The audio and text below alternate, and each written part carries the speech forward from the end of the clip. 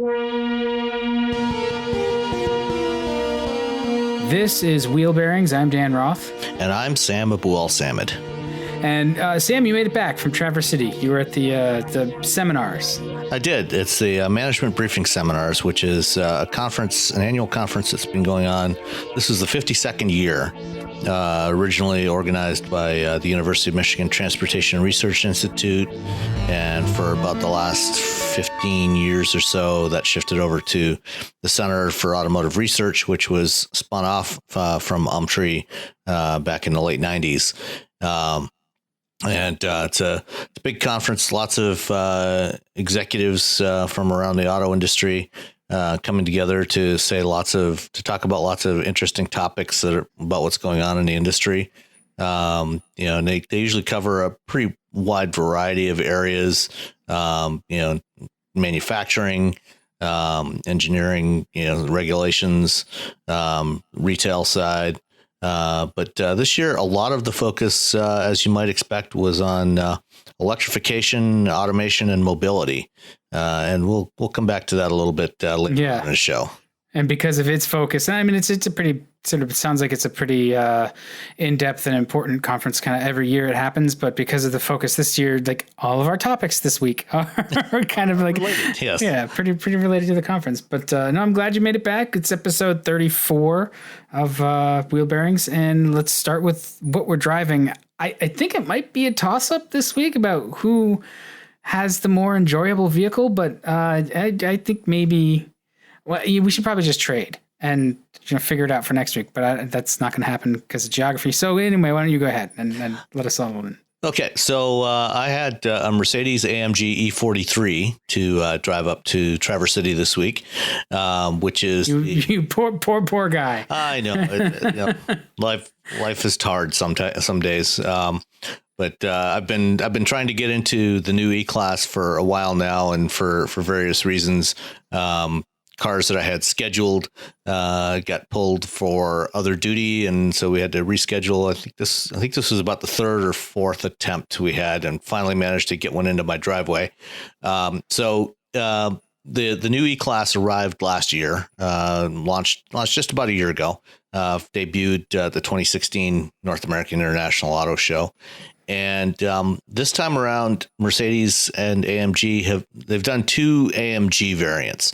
So right now, the E-Class is available as a more basic E300, which has the 2-liter turbo 4-cylinder, which is a very nice engine. And, I've driven that previously in the C300 Coupe. And then they've got two AMG variants. At the top end is the E63, which is the twin turbo 4-liter V8. And that one's sort of the spiritual successor to the original AMG Hammer of the 1980s. And it's hard to believe it's been 30 years since the Hammer, which was kind of the original, high performance Mercedes sedan that AMG did. The mid-level car is the E43, which has a twin turbo 3-liter V6, and that one's 396 horsepower and 384 foot-pounds of torque, I think. Anyway, it's got plenty of grunt with close to 400 horsepower and 400 foot-pounds. Yeah, I mean, I can't think of a sort of a better way to take a trip too. Like you took a road trip. This is like the perfect car for your week. It is a very good road trip car in most respects, including and since this was an AMG model with lots of options in there. It had goodies like 600-way power seats, or at least it seemed that way. And it had massaging seats, which was, handy when you're on the road for 4 hours at a stretch. And you can pick from a wide array of different massage patterns. So there's these little actuators, in the seat back and the seat cushion, and you can go through and you can waste a lot of time, going through all the different rhythms, to get your back muscles and your backside kind of in motion a little bit while you're sitting there for extended periods of time. I personally, I found the seats fit me very well. My wife was somewhat less enamored with the seat, but I mean, that's even though it seems that no matter how many power adjustments you have in a seat, it's hard to get something that's going to fit every body, perfectly. But that's just the nature of things. What was her sort of main complaint? Was just she couldn't get the seat back in the bottom and the right way, or was the bolstering too much? Or yeah, the bolstering it was hitting her in the wrong place in a couple of spots, and after a couple of hours, she was she was not comfortable. Let's just leave it at that. Yeah, it's funny. The seats that I find super, super comfortable, sometimes, other people will ride with me, or my wife, or whatever, they'll get in immediately and they'll be like, oh, this is terrible. Yeah. Whereas the same car, I'm like, oh, this fits like a glove. It's interesting just to sort of see what that lays out as. But anyway, carry on. Yeah. So the thing that I was particularly interested in with the new E-Class, you may recall, when the car launched last year, there was a little bit of controversy with this one. One of the first ads that they ran was focused on the Drive Pilot system that they put in here, which has a whole bunch of. It's effectively almost it's kind of a level 2 automated driving system. And in the first ad that they ran, they actually used the terminology autonomous driving. And that ad got pulled within a couple of days after it first appeared, because it was really inappropriate to use that term, because this is not an autonomous car, not even close. Whoops. Yeah. And in fact, it's quite a bit less autonomous. I would say it's less autonomous to some degree than Tesla's autopilot, maybe a little bit less autonomous, certainly less autonomous than the Cadillac Super Cruise system that's launching this year on the CT6. And unfortunately, my timing did not work out great, because Cadillac did a little local drive program out of the Milford Proving Grounds with Super Cruise on Wednesday while I was up north. I got the invitation last week, but I was already committed to going to the conference, so I wasn't able to participate. I'm hoping we can get something set up to drive that in the next few weeks. But that system is actually designed for hands-off operation. Mercedes. Yeah, but even that, I'm sorry, but even that Cadillac system is not. It's not autonomous, fully autonomous. No, it's not. I've seen. You still have to watch the road. Yeah, and I think it was Alex Roy actually was at our old stomping grounds. He took a sort of a swipe at Autoblog, just because Autoblog used a headline that was like, we tried the CT6 with a full blown automated. It was Motor Trend actually, full blown autonomous driving, or full blown whatever. And it was like, no, it's not full blown. You got to be careful. Let's be absolutely clear. There is no car available for sale today from any manufacturer anywhere in the world that is autonomous. Not from Tesla, not from anybody else. There are varying levels of automation, but they are not autonomous. So, why is this such a? I know we're getting a little sidetracked, but why is it such a stumbling block? We seem to come around to this on a regular basis, where people are making claims that are just, they're hyperbole. I think the problem is that there are a lot of people writing about this stuff who really don't understand the technology, and they hear automation and they think autonomous. And it's not the same thing. I mean, there's gradations of it. It's not a binary thing.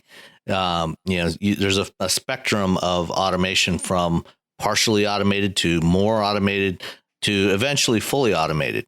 And the kinds of things that are being tested by a lot of companies, including Waymo and GM and Mercedes and many other companies, they're testing fully autonomous systems. But those are still a number of years away from production. So what we're getting is things that are progressively closer and closer to being autonomous. But what we have today, is not autonomous. The Audi A8 that's launching this fall that was just announced gets a little bit closer with their traffic jam pilot system, which is designed to be hands off and eyes off the road and feet off at speeds up to, I think, about 38 miles an hour. Super Cruise is designed for highway driving. It's a hands-off system, but it's still eyes on the road. So you still have to be watching and be ready to take over if the system can't handle the situation. The system that's in the Mercedes E-Class, at least here in the U.S. market, is slightly less capable than that. It is still a hands-on the wheel system. So you do have to keep your hands, on the wheel and there's a torque sensor in there that, looks for the kinds of motions that are typical of what you get when a human is holding the wheel, and looks for the torque feedbacks, so when you're going around a corner, the system will try, it tries to track the lane. It actually does a pretty good job of lane centering. So it's not just, like a lot of the lane keeping assist systems that we've had up until now, where the car can kind of drift back and forth from one side to the other of the lane. It actually does a pretty decent job of lane centering. But if you take your hands off the wheel for more than a few seconds, it will start to warn you to put your hands back on the wheel. And the Cadillac system does not do that. It's designed to let go of the wheel, but it's also has a driver monitoring system that's watching you to make sure that you're still watching the road and ready to take over if necessary. One of the things I did notice about the Mercedes compared to most of the other systems I've tried out there, and almost all of the systems, one of the complaints I have about almost all the various driver assist systems that are on the market today is the cameras are very inconsistent in their ability to actually see the lane markings and be able to do lane following or lane centering. So even when you have very clearly defined lane markings, on clear pavement, a lot of times, depending on how the sun is hitting it, the reflectivity of the lane markings, they just don't see it very well. The cameras just are not detecting the lanes, and so the system will not activate. The Mercedes, and most of those systems have Mobileye vision systems. So they're monovision systems with a single camera that's looking for the lane markings and looking for other stuff on the other vehicles on the road. The Mercedes system uses a stereo vision system, so two cameras supplied by Autoliv, and it's similar to the Subaru EyeSight system, which is supplied by Hitachi, and it's also a two camera system. So like your eyes, it can do some range finding, and there's they're not both facing the straight ahead. Or actually, I guess they are facing straight ahead, but there's enough of a parallax in there because they're separated by a few inches to help it a little bit with detection. So it seemed to do a much more reliable job of detecting lane markings, even in some places along the road where there were old lane markings that had been severely faded and worn away over the years. They were definitely due for a repainting. It still managed to track those quite well. So the system did a good job at that. But like I say, you do have to keep your hands on the wheel. The adaptive cruise control part of it, which uses the radar sensor, worked well. One of the interesting things that I didn't realize at first, one of the functions that it has in there is something they call speed limit pilot. And you can turn on and off some of these various functions individually. Speed limit pilot that uses the cameras to detect to read the speed limit signs as you're driving along. And when speed limit pilot is turned on, it will actually automatically adjust the cruise control set speed based on the speed limit signs. So when you come into a construction zone, which we encountered a couple of construction zones on the way up, it all of a sudden dropped the speed down automatically without me even having to do anything. That's nice. I mean, it is construction season across the country. Well, and that's something that would be extremely handy, in certain areas of rural Ohio, for example, where the local municipalities seem to generate almost all of their revenue from ticketing people who don't live in that municipality.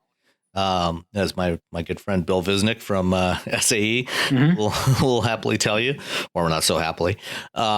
But one thing I did notice in the construction zones that I went through last Sunday, there were actually two sets of signs. So the speed limit normally along the stretch of road was 70 miles an hour. And then we saw the first speed limit sign said 60 miles an hour construction zone. And then, maybe 50 yards beyond that was a second sign that said 45 miles per hour when workers present. And there was there was nobody working at the time. So, the speed limit, effectively was 60 through there, but it didn't recognize that when workers present part. It only looked. Well, yeah. I mean, the roadside information systems are only programmed to look for, they're only designed to look for those numbers, right? They're not designed to read. Right. So. I mean, to a degree they are designed to read, and actually that's something, it was an interesting story that came up. I think it was in Wired this week.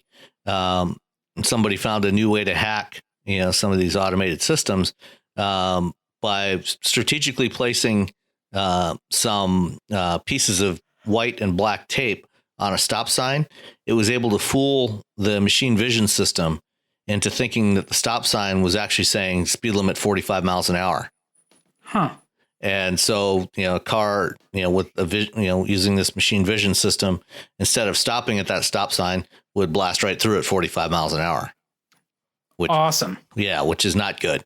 That's the latest wave of vandalism. Like, we used to try to make 25 mile an hour speed limit signs into 85. Yeah. But this one sounds like it's a little bit easier to actually conduct some mayhem. That's kind of frightening. Yeah. So, the speed limit pilot function is actually pretty good. And it'll keep you to, whatever the local speed limit is, if that's what you desire. So it does it automatically. It doesn't go back up. Once the speed limit increases again, it doesn't go back up automatically. So you have to do that part manually. So after I realized what was going on, I just went in and turned that function off. But overall, I was really impressed with the car. Even on the 20-inch wheels, I posted a picture when the car was delivered last week.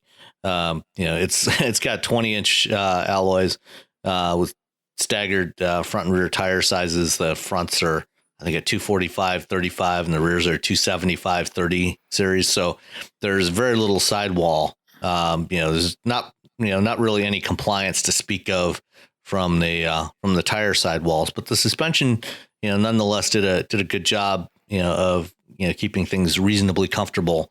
Yeah, it's got the AMG cars have the air body control, right? Yeah. So yeah, that's pretty damn good. Yeah, it's a pretty sophisticated suspension system, and so it does a good job of keeping things well under control and manageable, even for a 4-hour drive. See what else. And even with that 400 horsepower engine, it's still, it averaged 24 miles per gallon over the trip, which is not too shabby. So, I mean, the E-Class to me is the pinnacle of Mercedes. Everybody sort of looks at the S-Class as the top of the range, and I guess it is, but you expect that out of that car. The E-Class has to be built to cover such a wide range of prices. It's their mid-size car. It starts somewhat affordably and then pushes way past that. Yeah. But it's really the Mercedes, the one Mercedes that has to be all things to all people, more so than the C-Class, which still has to cover kind of a wide array of bases. The S-Class is in a little bit more rarefied air. So the E-Class to me is really always, what I look to take the temperature of the state of the art at Mercedes. And this latest E-Class is really impressive. It's always been a pretty impressive car. The E-Class is that's the Mercedes that Mercedes does not want to screw up. Right. I mean, it's their highest volume car model. Yeah. I have to check. I don't know that I don't think it's their highest volume. No, the highest volume. That's probably the GLE now. But it's definitely their highest volume car line, at least here in the US. And, in Europe, if you go to Germany, as you said, the E-Class has to cover a huge range of applications. The E-Class is the Crown Vic of the German market. Man, I wish my Crown Vic were an E-Class. It has been for many years. I mean, taxi cabs, it's the dominant taxi cab platform in Germany. They're everywhere. Well, and because of that, it has to be, the underlying engineering, just the basics of the car have to be really sound and really durable. And, you can add luxury and performance and comfort on top of that, but it has to be a really good starting point. And, by all accounts, this new E-Class is, how's the 9-speed transmission in that, and the engine, the engine to me looks, you see pictures of it, it's just like, it's this big block of components. It's just like this one big chunk that it looks like a jet engine, the way everything is sort of just stuffed in there. Yeah. The engine's great. And it's got selectable drive modes. So, there's a comfort mode, sport plus, so, in comfort mode, it actually feels slightly sluggish off the line. You've got slower throttle response. The transmission is not quite as aggressive, at least through the first couple of gears. If you put it in sport or sport plus mode, then it takes off much more aggressively.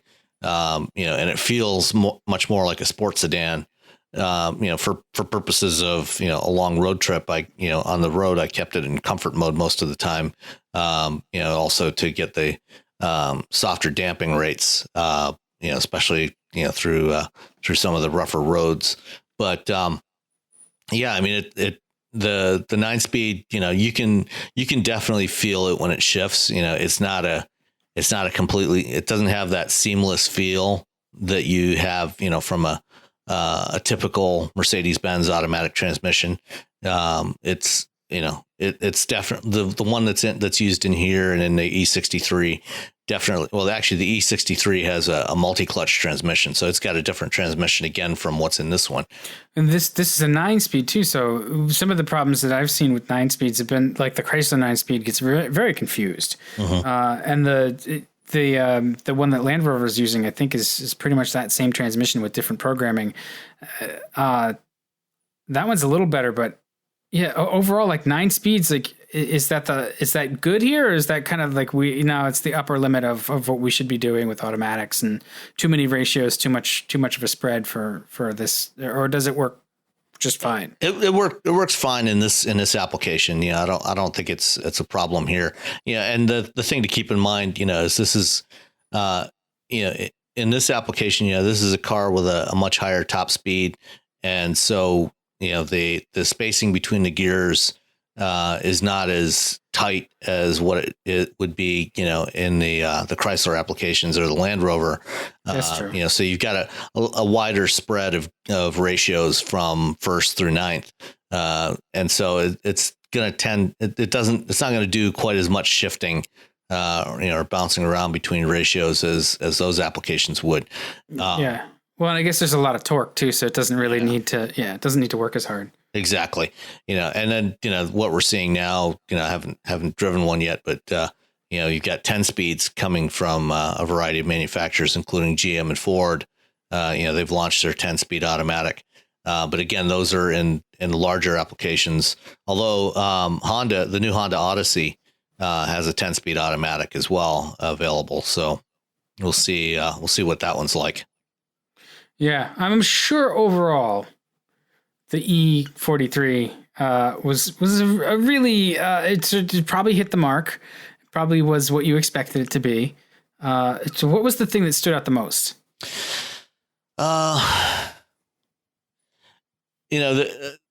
Obviously, I spent a lot of time sitting in this car over the last week, driving, several hundred miles to northern Michigan and back. I thought the interior was overall a great place to spend time. The dashboard layout is kind of interesting. It's got two LCD panels, one for the cluster right in front of the driver, and then a second LCD display in the middle. But there's a single sheet of glass that spans across the entire thing. So when it's off, all you see is this one black sheet of glass spanning from the door panel across to the middle of the car, across the top of the dashboard. And then when you turn it on, the two light up, and you see the individual displays underneath there. In terms of usability of a lot of the functions, the current interface that Mercedes has in there, and it's similar to what's in some of the other models now, is much improved over what they've had in the past. But there's a lot of functionality buried in there. There's just so many features in this car. It would be impossible to do otherwise. So for example, the seats, I mentioned the seats earlier, some of the basic adjustments for the seats, like, forward and back and rear seat back angle, and the extensions, for the thigh supports, things like that are, those are mounted, those are physical controls, on the door, and they're shaped like the seats, so you can kind of see what you're doing. But they, then things like the side bolster adjustments and the massaging seats and a lot of the other functionality is buried in the menus. So you've got to use the central controller. And like some of the other recent Mercedes I've driven, it's got a multimodal controller system. So you've got a rotary control knob, like an iDrive style, but then hanging over that is a touch controller that, you can, for when you're entering stuff into the navigation system, you can write the letters on there and do various things. I just turn that off because I actually find that in the Mercedes, I find that more annoying to use than helpful. I find the rotary controller to be easier to use. I can use it more quickly and get to what I want. It does have Android Auto and Apple CarPlay support, and like the Audi A4 that I drove some months ago, there's no touch screen, so you're using the rotary controller to navigate through there, and it actually works reasonably well. It's not quite as the Android Auto and CarPlay are both clearly designed for a touch interface, so it's a little bit clunkier to navigate, to spin the wheel and navigate through the various targets in that interface. But once you get used to it, it's fine. Whatever. Yeah, it sounds like the old days of like navigating windows when you didn't have a mouse. You could use like exactly the option and the arrow keys to move around. Yeah, exactly. So I think it's the E-Class, and Mercedes-Benz cars in general, I think, are really great for long road trips. They're designed, they're designed for the Autobahn, for long high speed commutes. And obviously I didn't go quite that fast driving through northern Michigan, but it's definitely a car that that is capable and great for that sort of trip. Yeah, as well it should be for $90,000. Oh, really? Hey, it's that much. It's a German car, a German luxury car. So as soon as you start ticking off a few options on the list, the price starts to elevate really fast from the $53,000 or $54,000 base price of an E300. Wow. I mean, it's beautiful. It's a looking car. They've really cleaned up the design of the E-Class. And it's funny because it just looks like a larger C-Class, but the C-Class looks so great. Yeah. It's just, I really love the way they've evolved their design language, but yeah, man, actually compared to the last generation E-Class that I drove a couple of years ago. Yeah, which was also a great car, but kind of Baroque, right? Yeah, it had a much boxier style to it than this one does. Yeah, it's wow. It took my breath away. Hang on, I got to recover. I just think, 90,000, and this is the mid-level one. Yeah, the E63, and you're easily up, well over $100,000 just to start. Well, that one has an S in the name, right? It's the E63 AMG S or AMG E63 S or whatever. The S stands for silly, which is the amount of money. You're right. Yeah. Yeah. I mean, right. It is E63S. Yes. Yeah. That's like the expletive you say when you look at the price. I don't know. Well, I was driving the Mazda Miata RF, which was a lot less expensive, no less enjoyable, but certainly not quite the long-legged road trip car that the Mercedes is. Yeah, well, it's not meant to be though. No. It's meant for, trips, where the road has a lot of curves. I will, yes, and this car. This is actually, there are cars where we drive as journalists, and we're like, oh, I'd buy that. Well, yeah, of course, it's easy to say crap like that when you're not actually buying it. This is one of those cars that I've always liked the Miata. I've always wanted a Miata coupe. That was sort of the thing that kept me from being a real kind of fanatic about the Miata. Was like, it's always going to just be a convertible. And I'm not a huge convertible. Like, I appreciate convertibles, but I'm not going to buy one. I don't think ever. So the RF is a Targa, and it's close enough now to my ideal of a Miata coupe. It was just kind of like a modern day MGB GT. That I would seriously consider it. And the thing that I love about it is that I actually could consider it because it's attainable price wise. And it doesn't really give up anything for that. It doesn't feel like a cheaply made car, which is impressive. Which is typical of modern Mazdas as well. I mean, it's consistent with the rest of the Mazda lineup. They all have a surprisingly premium feel to them. Yeah, and it's equally impressive because it's a different kind of car than something like a Mustang or a Camaro.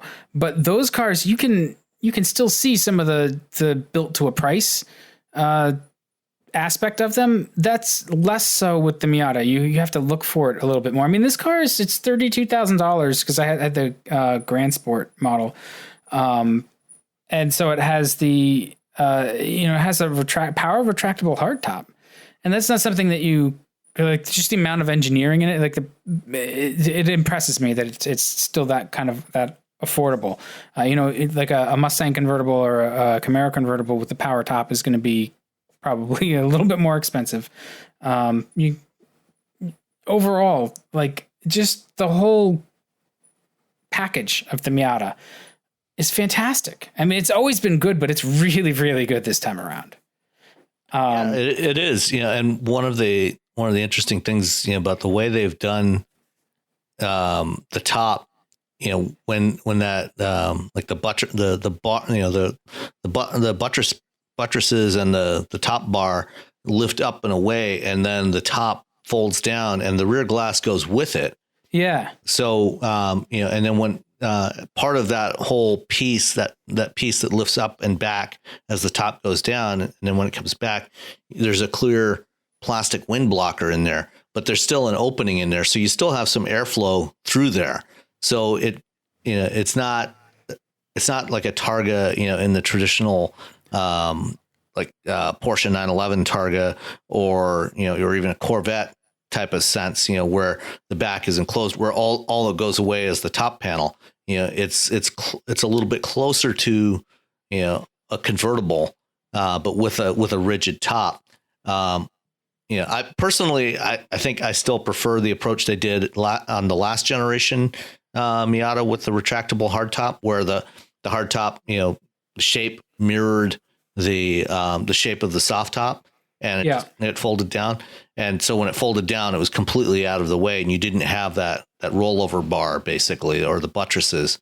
But I think they wanted to differentiate this one a little more and make it look more like a Mazda, like a Miata coupe, which is something they've never done in production. They've done a couple of concepts over the last 25 years, but they've never done a production one before, and this is the closest they've gotten to that. Yeah, and honestly, it gives them it's almost like another Miata model in that sense. It gets people talking. It gets folks like me who say like, yeah, I like the Miata. I've always liked the Miata, but I really wish they made a coupe. Well, this is the closest thing you're probably ever going to get to a coupe Miata.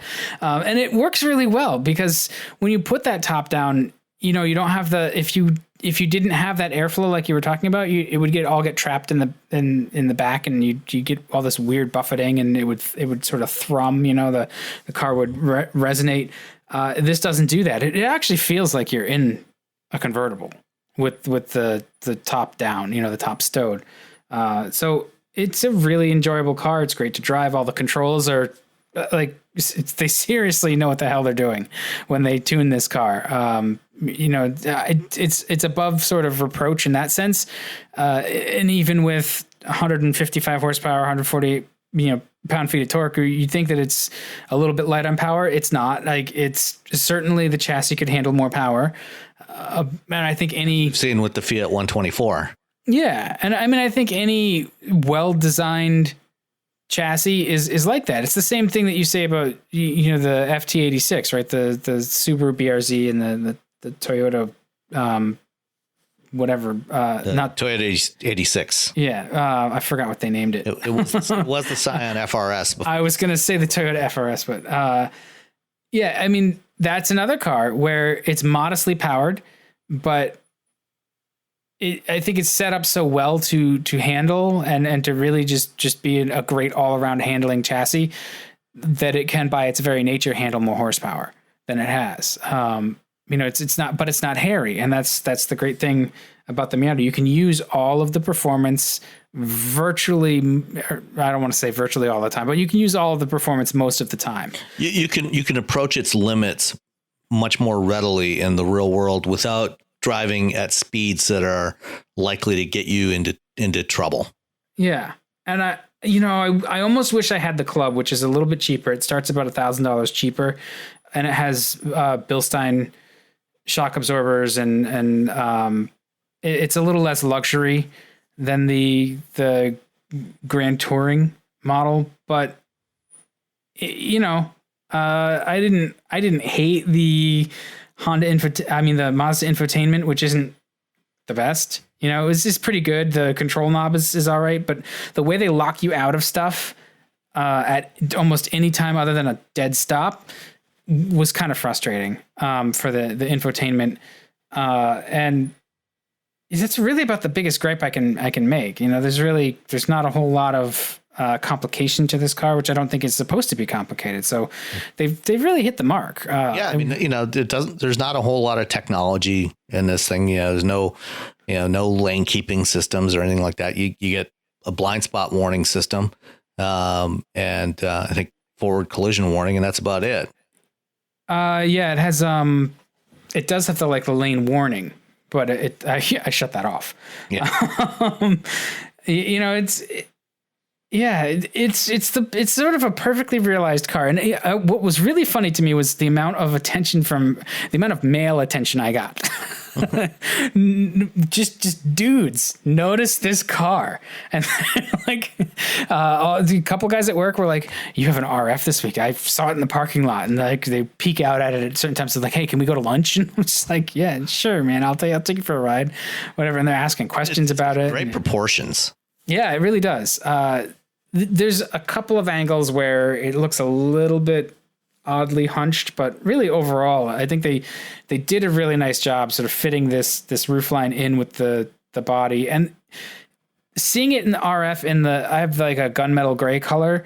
There are details in the sheet metal that don't really show up all that readily. There's this very subtle line that goes across the door skin, diagonally from about the middle of the door skin down on the bottom, up and across just below the door handle, and then it merges into the rear quarter panel and up. It's like a haunch, and it's very subtle, and you don't notice it until you see the car in the metal and you really look at it, and then that will stand out.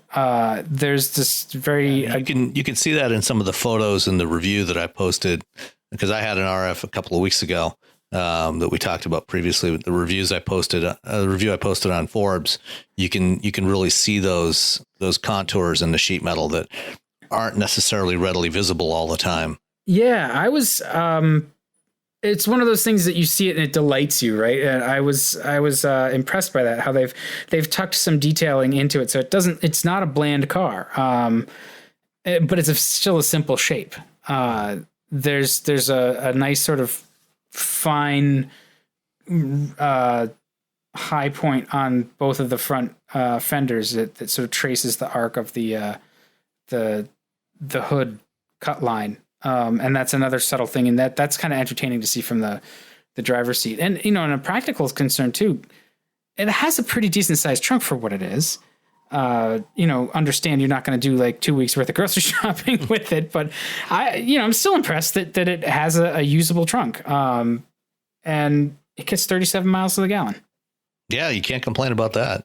Like, that's awesome for this car. So, I didn't expect to come away with anything other than a ringing endorsement of the RF, but now I've been, like building my ideal RF on the website and stuff. So, it's one of those cars. Yeah, it's an awesome car. I loved it. In fact, I'm getting another one next week.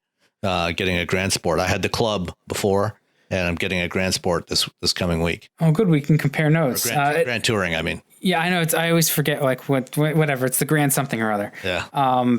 So that's good, and you can compare it to your first generation. That's one of the things that one of the guys I took to lunch in it. He had a couple of first generation Miatas, and he was very interested in how it compares. He's like, it still feels very much like that car. It has the same kind of burbly exhaust note. It just dynamically you make that 1 to 2 shift, and then it sort of squats down a little bit, and it just does all the things that the Miata has always done. And I was like, well, yeah, they're not going to mess that up. Yeah, I think the key difference, between the first generation car, and this one, because this one is actually the convertible, the soft top version is actually like within about 30 pounds of the weight of the original. And the RF it's about 100 pounds more than the soft top or the original. And the key difference, I think, in the way they feel is the new one just feels so much more solid.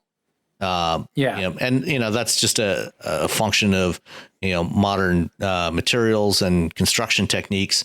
The structure is just much more rigid than the original. Not that the original was particularly flexible. Like some cars, like the Mercury Capri, which came out at the same time as the Miata, and was based on some of the same hardware, which blows my mind. But it was it was based on the front wheel drive Mazda Protege of the time, and some of those bits ended up in the Miata, but the Capri turned around, was front wheel drive.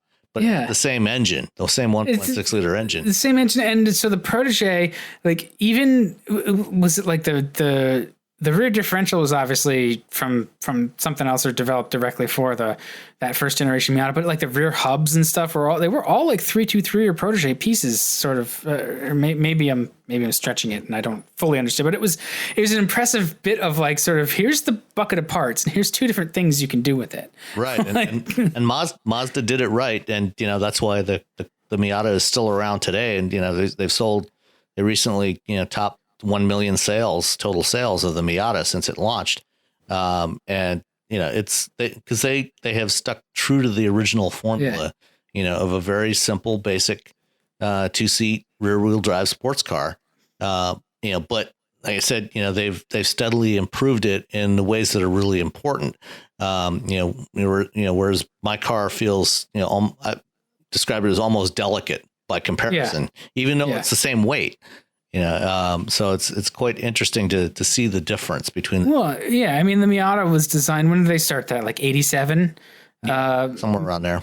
So I mean, it was for the time, and that was one of the questions that I got asked too. Was how much more rigid does the RF feel? And it's like I'd have to drive the regular soft top and the RF back to back to feel to give you any sort of determination. There's, at least compared to It's been a while since I drove the soft top Miata, but compared to the 124, the Fiat 124, which is the same structure, there's not really a notable difference, at least with the top down. Well, good. That's what I said. I was like, they honestly neither feel flimsy. They have some cowl shake because they're convertibles, but they're not a flimsy feeling car. They feel pretty solid. They're one of the few convertibles that pulls it off to that level. And I think the small size, the short wheelbase, so there's not a lot of extra. You don't have a lot of cantilevered forces being fed into this thing, so that helps. So relatively small doors and short wheelbase helps to make it feel a little more solid. Yeah. And Sam, I want to hear about how you get really motivated and you find a Capri XR2 and take the turbo setup and put it on yours. Because all those pieces fit because it's the same engine. Yeah. There's lots of turbo bits that you can find, aftermarket stuff to fit onto Miatas. Someday probably I might get around to that. Or you could just leave it alone because it's fun on its own. I think I'm more inclined to do that because then I can really thrash it at its limits. The more power. I mean, I like the extra power. When I drove the Fiat version, I really liked the extra torque that it offered, but I can certainly live without it. I'm quite content with what I have in this one. Yeah, I'll agree with that. It's a fun car. I was looking for excuses to drive it. So yeah. But when you start doing that kind of stuff, like they've really they've nailed it with the car. So with that in mind, the other great thing about especially the first generation Miata, because it's so low, the belt line is a couple inches lower than on the current generation.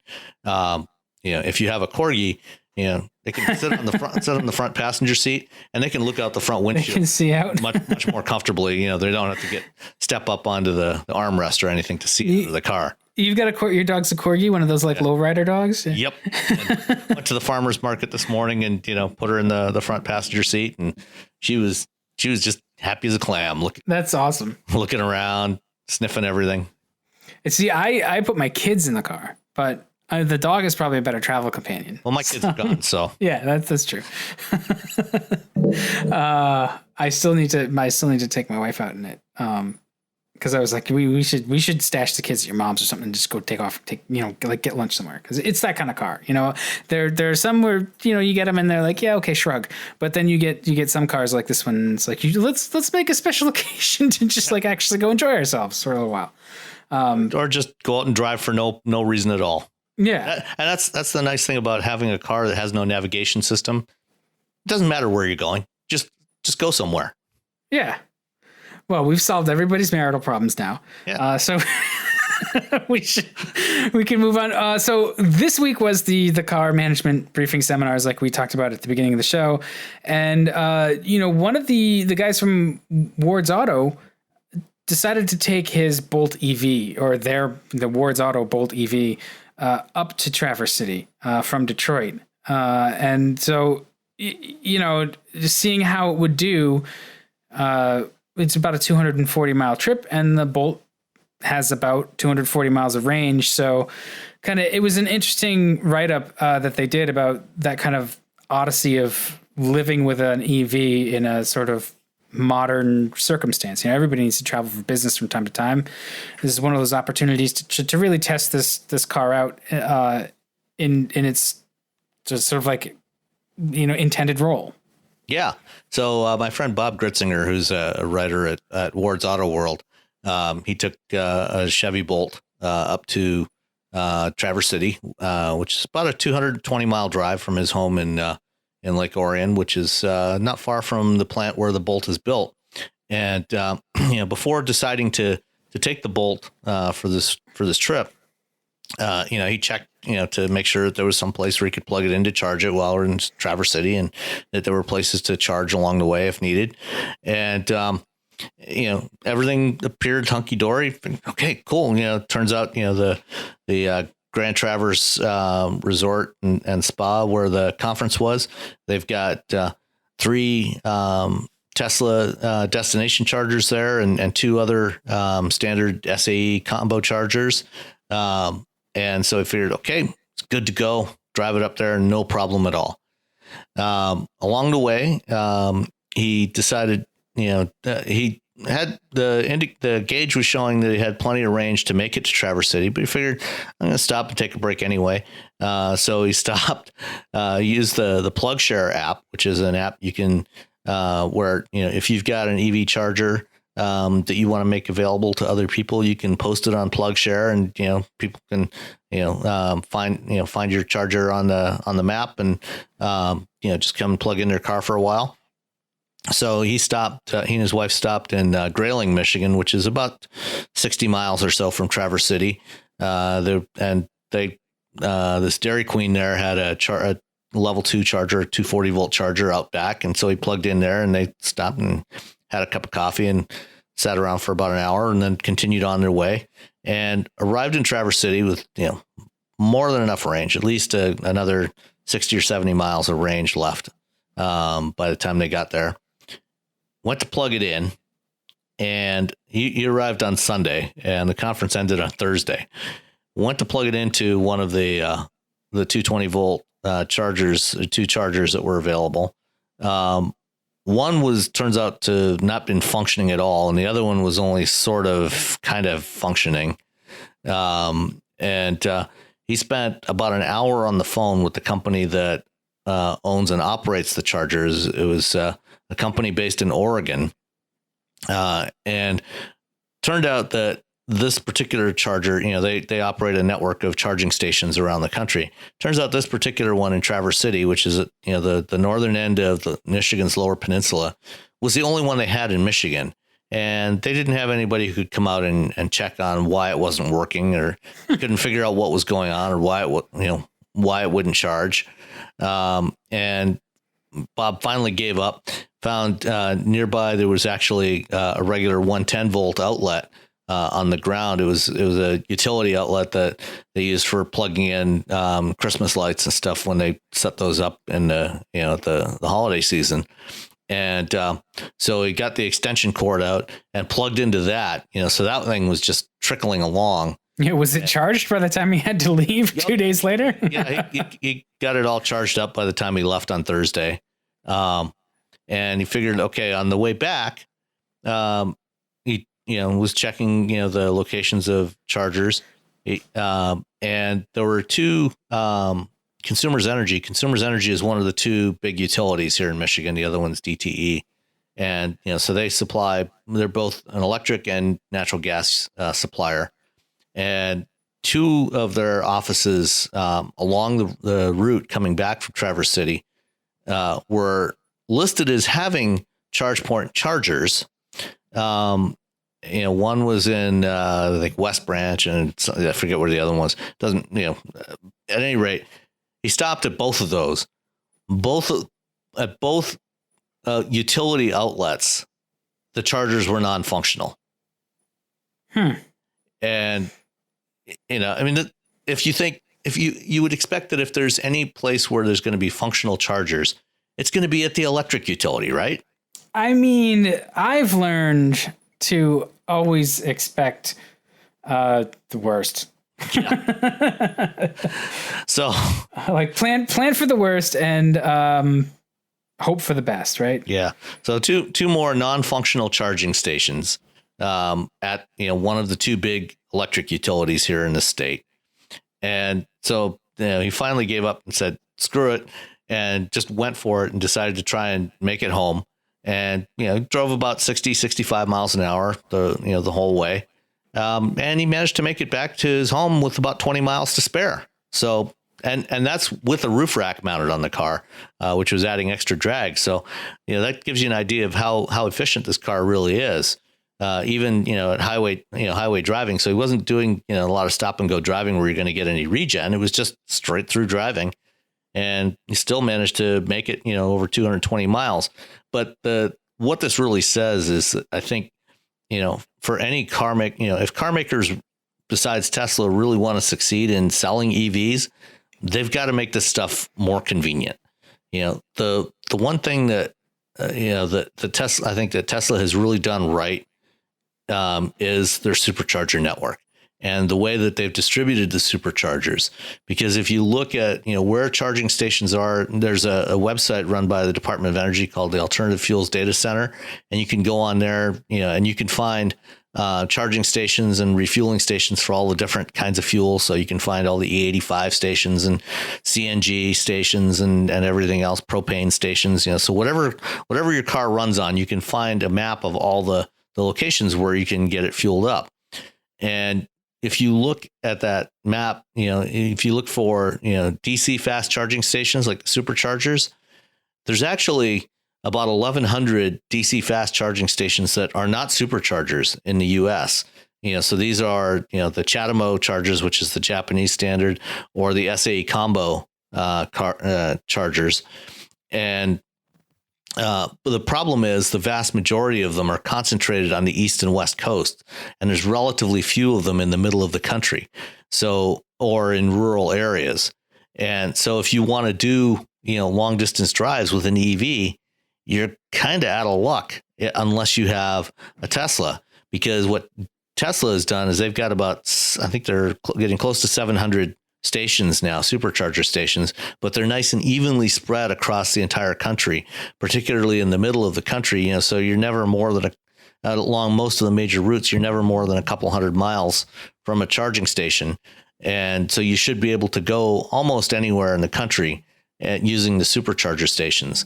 And so, companies like ChargePoint and EVgo and Blink that operate these charging networks, they really need to start taking a look at putting more stations, in these rural areas, in between the cities, to help out people that actually want to go somewhere with an electric vehicle. Yeah, well, I mean, the cities were sort of the early adopters and the coasts. I mean, I see a lot of Teslas in the Boston metro area. But, somebody asked me the other day, like, what's the charging situation like up here? And I honestly, I don't know what the infrastructure is like, other than, Tesla has been very smart actually about their supercharger network, because they seem to understand the cart horse problem, right? Like you've got an electric car. That's great. How are you going to support the users of it when they do need to use it to go somewhere? Because that's one of the big issues that we've talked about for the last 10 years, even with plugins to a certain degree, plug-in hybrids, is the range anxiety, and that's why cars like that exist with essentially two power sources, because there are people who need to be able to go where they need to go and not run out of juice. So, right now, plugins are the solution for that. I do think we're at a kind of an inflection point, like you say, where EVs are pretty viable, but the charging network to support that isn't. And across the vast middle of the nation, it really isn't. And if they get that sorted out, I think you'll be able to push the adoption of EVs a lot more, especially as the price drops. I mean, we had the Tesla Model 3 to kind of the launch or pseudo launch. I'm not sure how much of a launch that is yet. Yeah, I mean that was basically handing over some pilot production cars to 30 employees, because all of the people that got those 30 cars were all Tesla employees. Right. So and granted, they apparently had to pay for them. I mean, typically, what most car makers do when they're starting to ramp up production of a new model, is the first couple hundred cars, they over the course of several months, they build pilot production cars at a low speed as they get all the kinks sorted out in the production process. And they take those cars that are, nominally production spec, they may have some continuing changes. Usually it's mostly just software updates between then and full, on sale date. But, they'll put those cars into the hands of employees to drive for several months and, look for those final showstopper bugs and get those fixed before they start sending cars to dealers. In this case here, what Tesla has done is they have at least nominally sold these cars to employees. Tesla's not saying, if they paid full retail price for them or not. But they did say that the employees did not, because I checked with a contact at Tesla, and she said they did not give the cars to the employees. They did, they did pay for them, but how much they paid, we don't know. Well, it's the Tesla damn the torpedoes kind of approach, right? Like, we're just going to do it. And that's great. But if you can't charge the car, and like full deployment or vast deployment of level 3 DC fast chargers is going to be great. If and when it happens. I kind of hope that one of the big oil companies gets its act together and goes, hey, we have all these stations across the country. Maybe we should put some charging stuff in there. Like, well, it's funny, there's a level 3 DC fast charging station in Ann Arbor, on the south side of Ann Arbor, not too far from where I am. It's actually located at a Shell station. So adjacent to the gas pumps, there's a DC fast charging station. Yeah, I mean, there's so much friction, and like the amount of sort of like being a pioneer. Like he had to take his Bolt to this conference. He had to check that there were locations. Then he had to check that there were backup locations using an app. And then he had to call ahead and make sure that those chargers actually worked. And then when he got there, he found out the chargers didn't actually work. That's like taking the Oregon Trail to a certain degree. Like, right, and that's one of the things that has prevented people from actually going ahead and buying EVs. Is the hassle. Because you do, as early adopters, you do have to adjust your lifestyle. And you got to make sure that an EV will fit your lifestyle and be willing to live with some of those compromises. And, those compromises are starting to fall away, now as you get more affordable long range EVs. So certainly for around town driving, and for most commuting, the Bolt's range is more than adequate at 240 miles. But it's when you get into longer trips that now that's still a problem. It's still not the ideal car for those kind of trips. Yeah. And I mean, the thing about it is we really are switching a fuel type. And so I expect that this is going to take a little while, but I really do hope within the next 5 years we get some of this sorted out. EVs are so affordable now. You can buy a used Leaf for like $10,000. Yeah. So if we can figure out how to make it easier to charge them, and it doesn't seem like it should be that difficult, we can drive some more adoption. Well, hopefully one of the solutions to this will be actually the Volkswagen Dieselgate situation, because part of the settlement that Volkswagen made with EPA and CARB is they're putting $2 billion into deploying charging infrastructure for EVs, $800 million in California and another $1.2 billion nationally. And most of that is supposed to go towards setting up more DC fast charging around the country. Yeah. So it'll get there. Eventually. Right. So the other thing to come from this conference that we wanted to touch on also sort of centers around EVs, but Robert Davis from Mazda gave a presentation. And you will recall that Mazda has no EVs or hybrids in its lineup. It's focused exclusively on internal combustion. They do have diesel, but it's not here yet. And it will be eventually, he said. But what his point was that he was trying to make was that the death of the internal combustion engine is kind of greatly overrated or greatly exaggerated. And the reason why EVs and hybrids have climbed in terms of sales is that they've essentially been mandated by tax cuts. If you take away the tax cuts, fewer people are going to be interested. And that, consider too that the EVs are not zero emissions. His line was their remote emissions, which is a really good, sort of really thoughtful way to look at that. So it sounds like Mazda is kind of doubling down on internal combustion and not really working to develop any kind of other alternative to that. Well, that's not entirely accurate. I I spoke with Robert earlier this year at the Chicago Auto Show, and they are developing electrified powertrains, and that includes both EVs and hybrids, but it's not their primary focus. Their primary focus is really has been for a long time. Is making more and more efficient, doing the fundamental engineering to make their vehicles more efficient as they are. So stronger, lighter structures, and then more efficient engines and transmissions. So their whole Sky Active strategy with their engines and transmissions, the Mazda lineup, has for the last several years had the highest overall corporate average fuel economy. Of course, granted, they're not a full line manufacturer, so they don't have any big trucks. The biggest thing they have is the CX-9, but still, they're in their segments.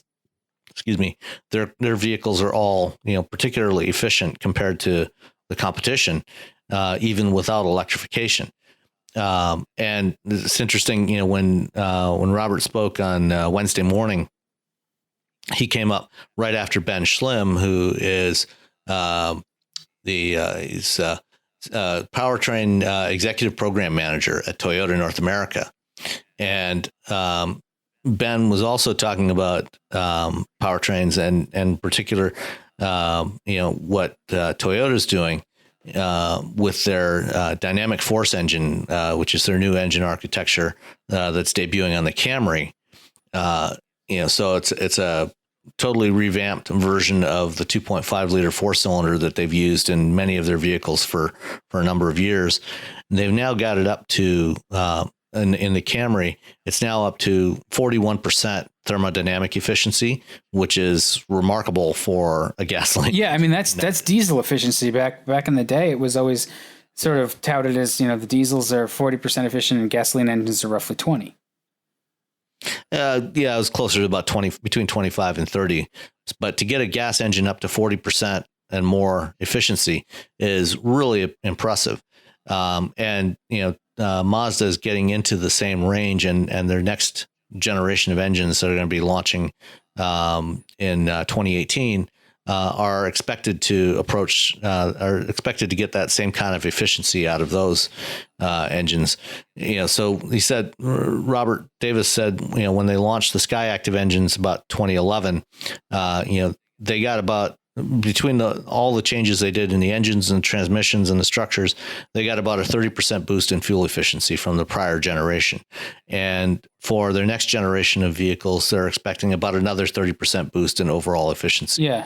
Through more of the same type of efforts. And part of that, is going to be adding some electrification in there. They're adding start stop and some light electrification, but they're also doing things with hybrids. They're going to be launching some hybrids and some battery electric vehicles in the coming years. And part of that is part of another announcement that came after both Davis and Schlimm spoke this on Wednesday. The following day, there was an announcement that came out that Toyota and Mazda would be expanding their tie-up. They've had a relationship for a while now that for Toyota yielded what was the Scion IA, and now the Toyota Yaris IA. It's a crappy name. Tell me about it. It's actually a great. No, it's a fantastic car. It's a Mazda 2. Yeah, Mazda opted not to sell the current generation 2 in the U.S. market because there just wasn't enough demand for B segment cars. But you can buy a Mazda 2 from Toyota as the IA, and they're now going to be following a similar pattern to what Nissan and Renault have done with some cross ownership. And Toyota is buying a 5% stake in Mazda, and Mazda is getting about a 1% stake in Toyota, just because Toyota is so much larger. They're each investing the same amount of money in the other, but that amount of money in Toyota is only getting them about a 1% stake. And they're also going to be doing a lot more sharing of powertrains and other technologies going forward. So presumably Mazda is going to be getting some of Toyota's hybrid technology and some of the other electrification stuff, and Toyota will benefit from some of Mazda's work on the Skyactiv engines. Yeah, well, so that next boost of efficiency that Mazda is looking for, that's a holistic approach. Because I remember when Skyactiv first launched, the initial impression was that, oh, it's a new engine brand. It's not. It's a very holistic approach, and not just to the mechanicals, but to the structure, like you mentioned, where they're designing the whole car. It's it's a systems approach, but it's also a whole vehicle approach. So that's where those efficiency gains, that next 30%, is going to come from. They're not necessarily going to make a 60% efficient gasoline engine. There's definitely more efficiency to be had, but overall there's a whole other bunch of energy savings, I guess, or energy efficiency to get out of the cars, and that's what Mazda is looking at. And I think that's part of what Toyota gets out of it. Like, I can immediately see with this lash up, or this deeper partnership, I can sort of immediately see what Mazda gets out of it. They get money, they get stability. It was a little harder for me to figure what Toyota gets out of it, but I think I've kind of understood what the upside for Toyota is, because the Toyota doesn't need anything from Mazda. They're big. They can do anything that Mazda's doing. Toyota can do on its own.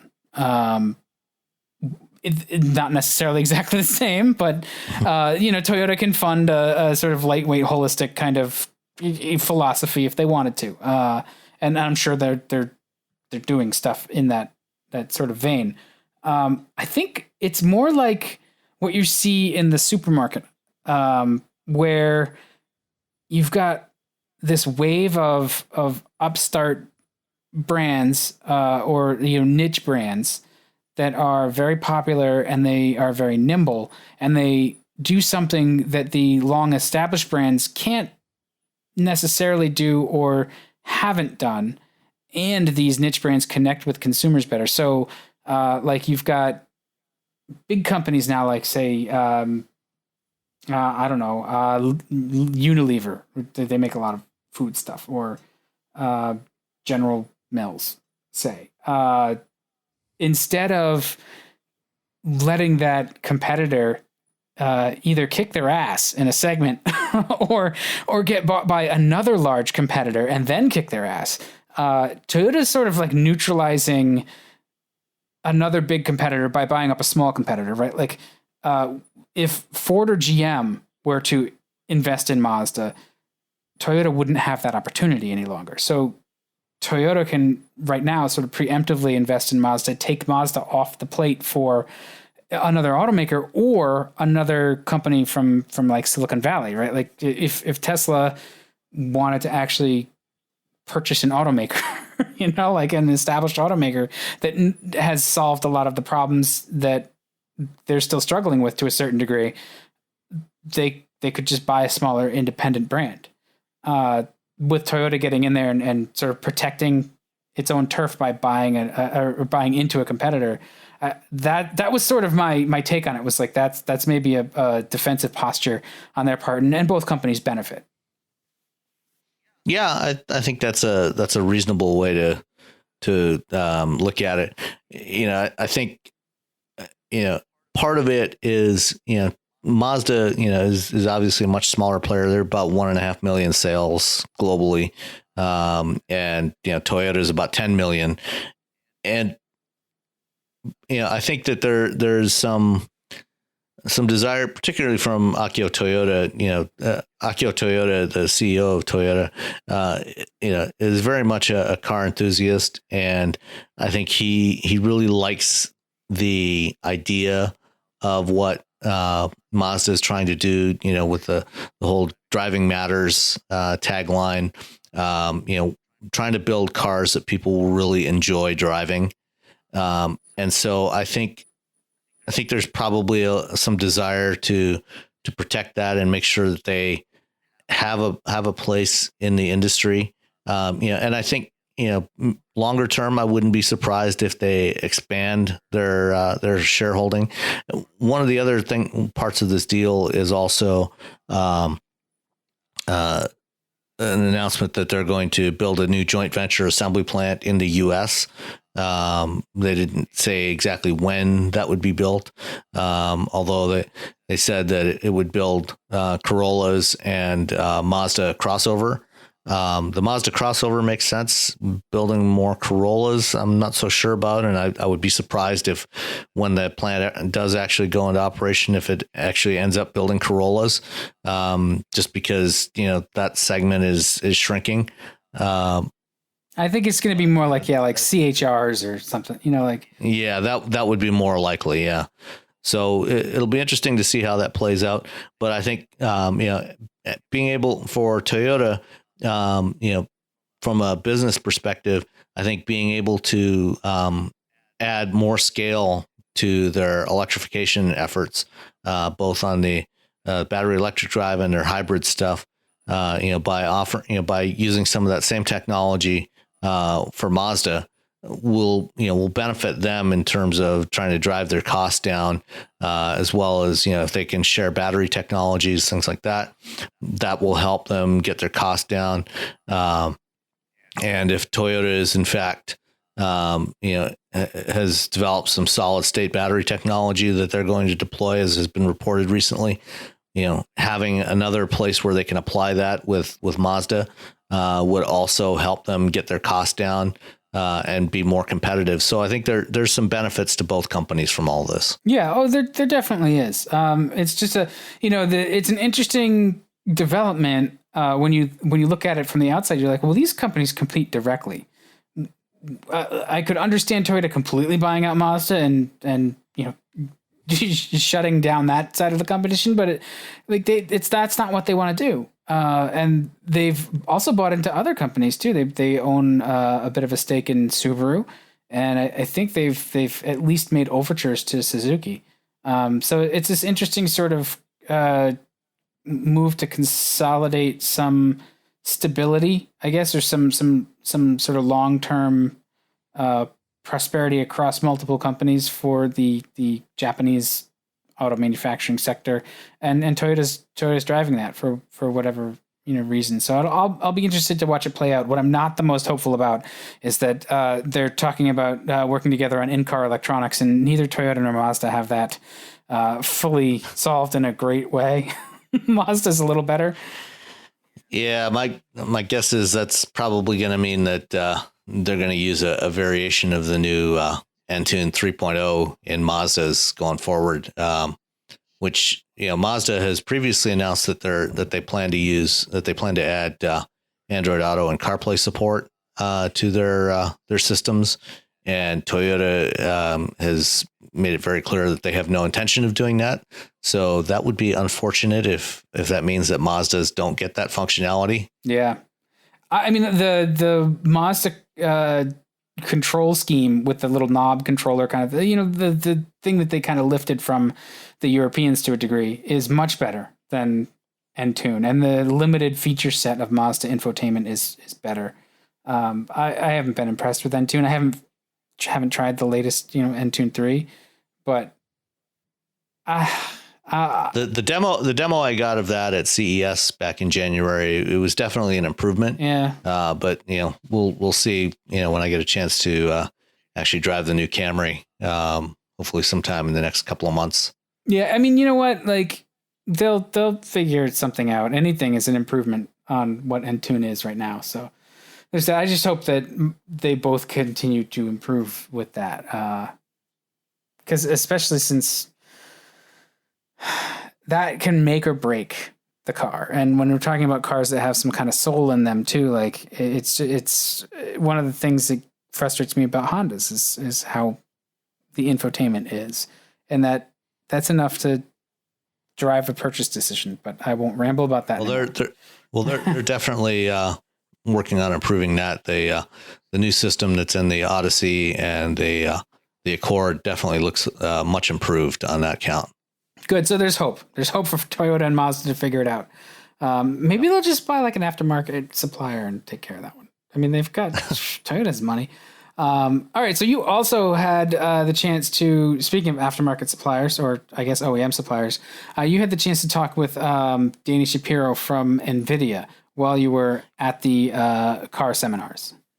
Yeah, so Danny is the director of the automotive business at Nvidia, which, anybody who's into video games is obviously probably very familiar with Nvidia's graphics cards, but Nvidia also supplies a lot of chips that are used in automotive industry. A lot of the infotainment systems from a lot of manufacturers are running on Nvidia hardware now, have been for many years. And more recently, as everybody's been working on automated driving systems, Nvidia has come on really strong there with their Drive PX platform, which initially was a development platform that, so basically they put together a box, an ECU, an electronic control unit that could be used by anybody developing autonomous drive systems, with some pretty heavy duty hardware in there and all the inputs and outputs to handle all the sensor inputs and be able to drive all the actuators.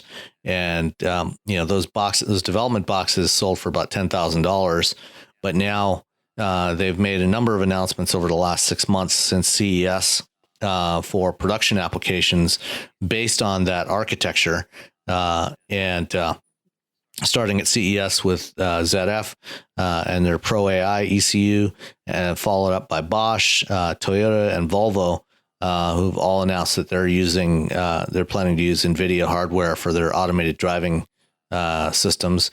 And Audi is also using an Nvidia system in the new A8 for their level 3 automation system. So let's go to my chat with Danny, where I also asked him about artificial intelligence and what he thinks about the little recent spat between Elon Musk and Mark Zuckerberg on that topic. Ooh, that'll be good. Yeah. So you guys have been busy too. Lots of announcements since we are good. Yeah. last talked. The ZF thing that you guys announced in January at CES. Right. The Bosch program, and they're going to be. I believe they're going to be using the Xavier chip. Is that going to be the first production application of the Xavier chip?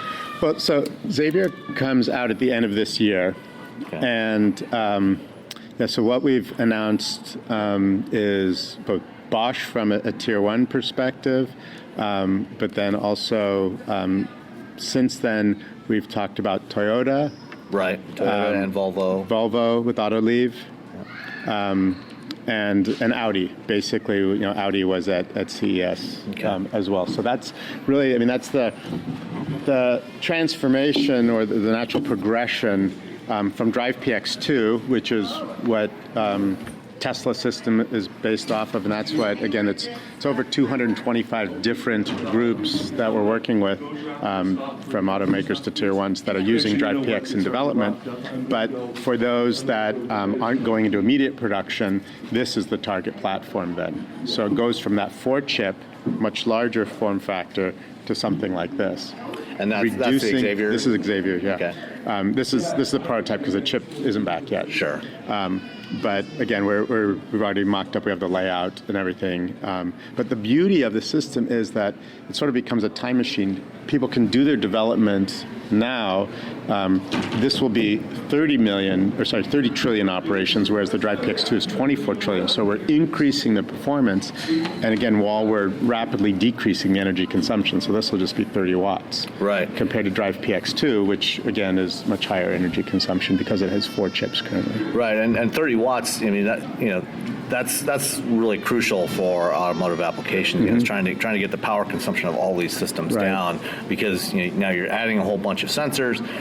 There's going to, and for especially as you get into high level automation, level 4 and beyond, we also need redundancy for safety. That's right. Which is something I wanted to ask you about.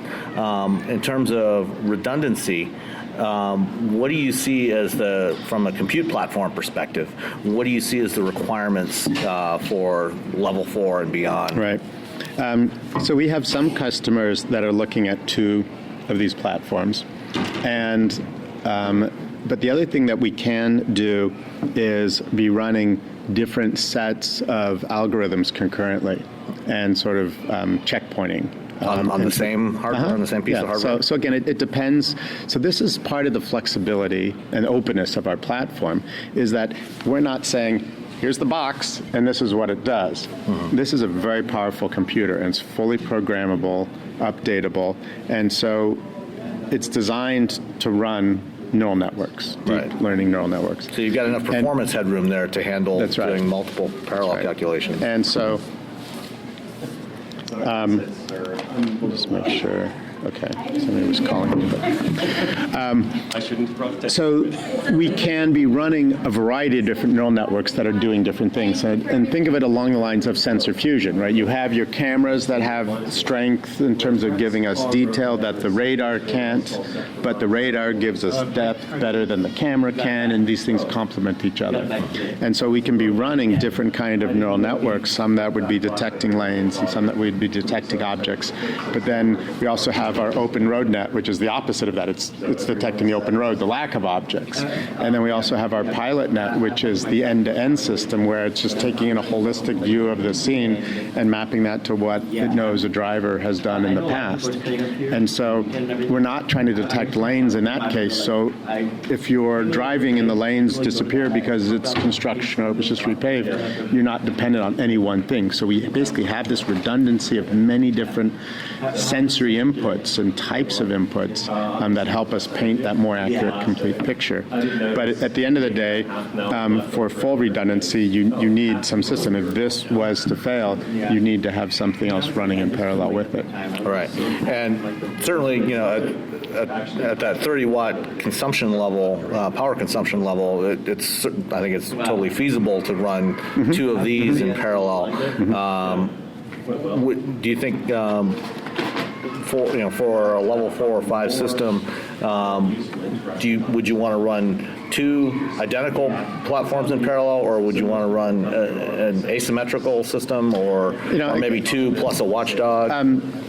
Or is that something you'd leave to the OEM to decide? Pretty much we do. We work with them on that, but everybody has their own engineering teams, their own perspectives, and their own legal departments. Right. Right, and their own thresholds and sort of risk assessments.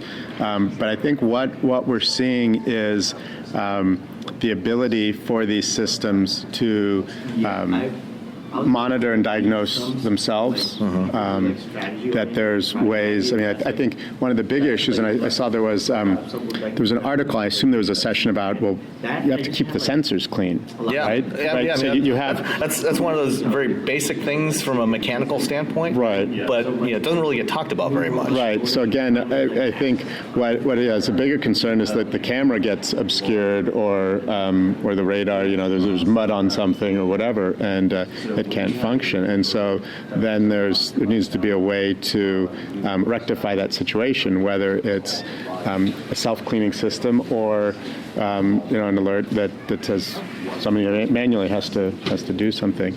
But what we do, again, is work with them to develop the system around the suite of sensors that they have, and depending on the level of autonomy they're targeting and the applications and use cases would really dictate how much compute they want to put in the vehicle, and then architect that level of redundancy. And as you mentioned, it could be either, right? It could be 2 things in parallel. It could be asymmetrical. There could be some other watchdog system. And I think you might want to, in the short term, you have the level 3 system from Audi. And again, there's extra redundancy built into that, multiple ways that the car can brake and do things like that. So Palm or some of the other people at Audi, I'm sure, would be able to give you more details on the redundancy that they chose. That they've asked me not to comment specifically on. And and at least in the case of a level 3, worst case, if you have a failure like that, there is always the opportunity for handoff to a human. When we start talking about level 4 vehicles where there aren't any controls for someone to take over, Sure. Then you do need to make sure you have some mechanism to safely degrade and bring the vehicle to a stop in a safe location. Speaking of safety, AI, a major component of what you're doing, in addition to the hardware compute platform, is the software frameworks that you provide as well, and neural nets and AI and these systems that train themselves to a degree. How do we go about validating those kinds of systems? That's a really good question. And I think people have the misconception that it's this black box. You have no idea what's going on inside of it, and that's not true at all. And I think next time you're in California, let me know, because we'll love to give you some demos of some stuff. But we have basically a visualization tool that we can probe down and dissect the layers of the neural network.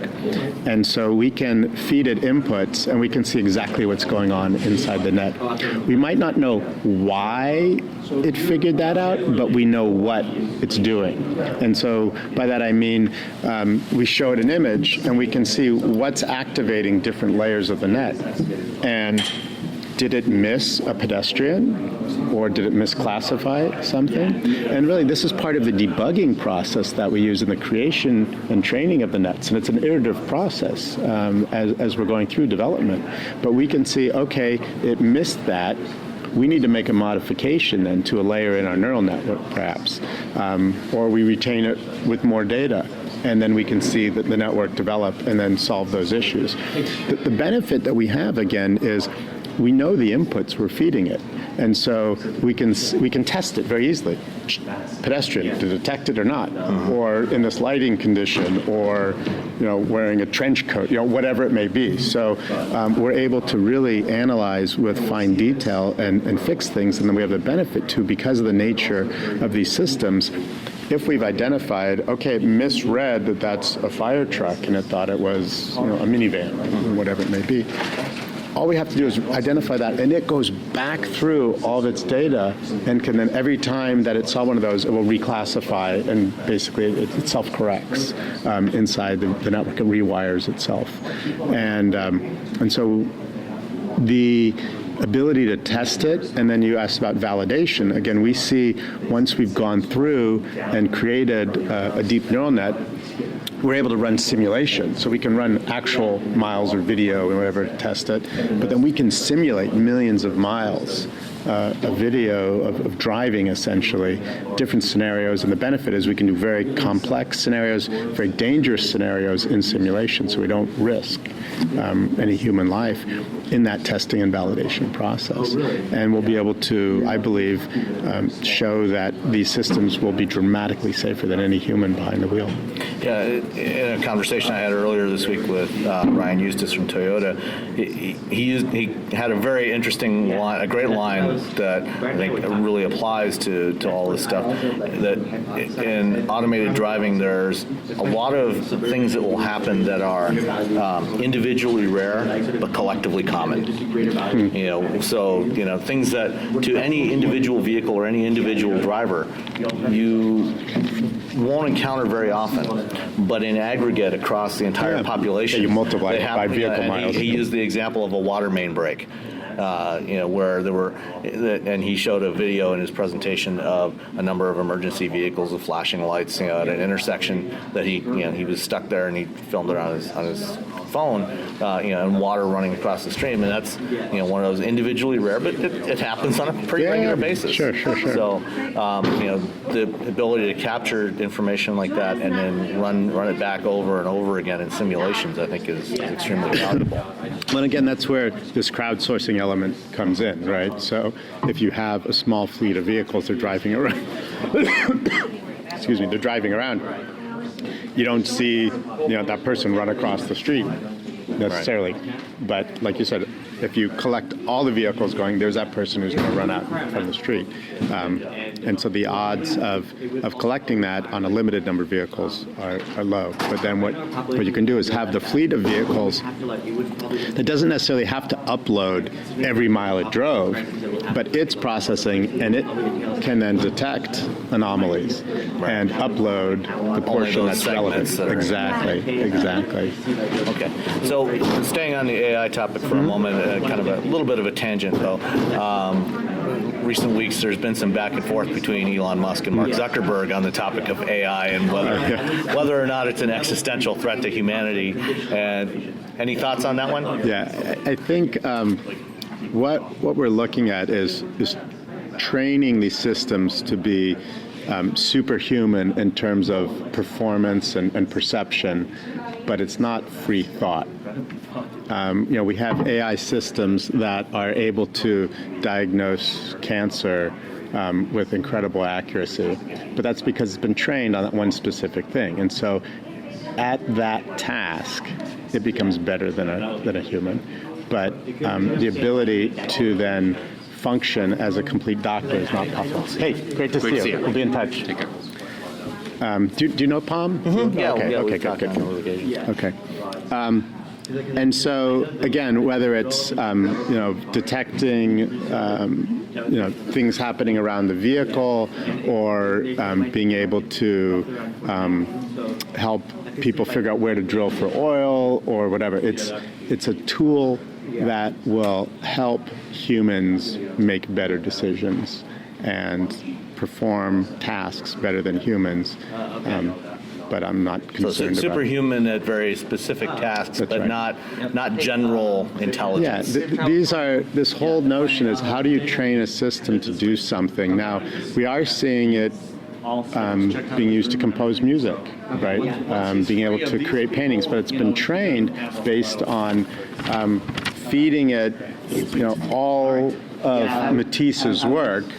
And it understands then the style and the techniques of Matisse, and then you can there's like an app, right? You take a picture and you can render that picture as if Matisse had created that. But again, it's very specific to that stream of data.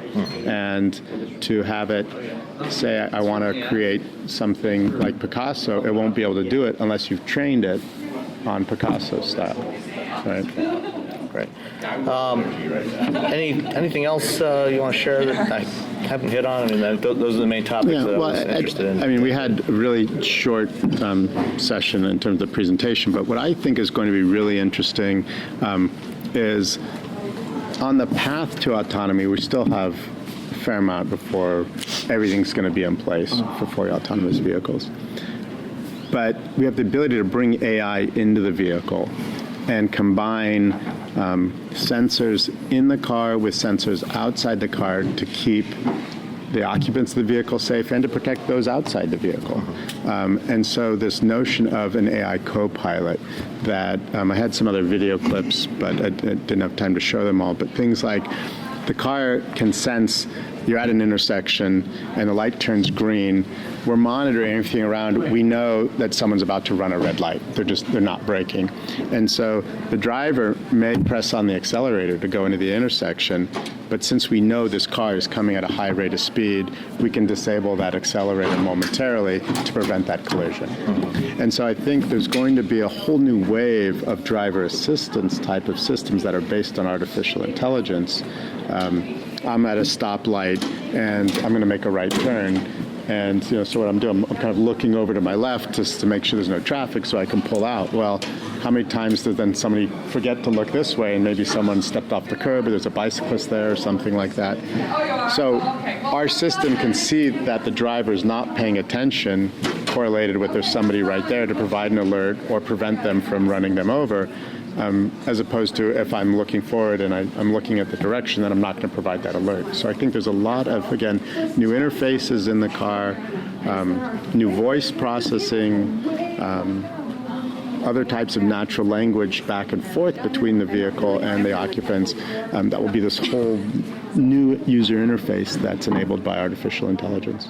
Great. Well, thank you very much. Dan. Okay, thank you. No, you too. All right, and we're back.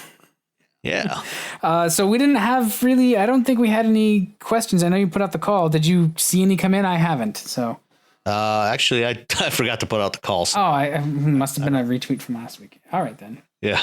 Okay. So if there was anything we missed, we'll hit it next. Yeah. It's also midnight here. So on a Saturday, see how dedicated we are. Absolutely. So, all right. Well, this is episode 34 of Wheelbearings. Thanks for listening. We'll catch everyone next time. See you next time. Oh, one more thing. Aha, see? I have a new monthly column that has just started in Automotive Engineering magazine. So if you're a member of SAE, you'll get it in the August issue of your magazine. You'll find my new column in there. Or if you're not a member, there'll be a link on the site, but you can go to SAE.org and find articles from Automotive Engineering, including my new column. That's excellent. Congratulations on that. I have nothing illustrious to add. All right. We'll talk to you all next week.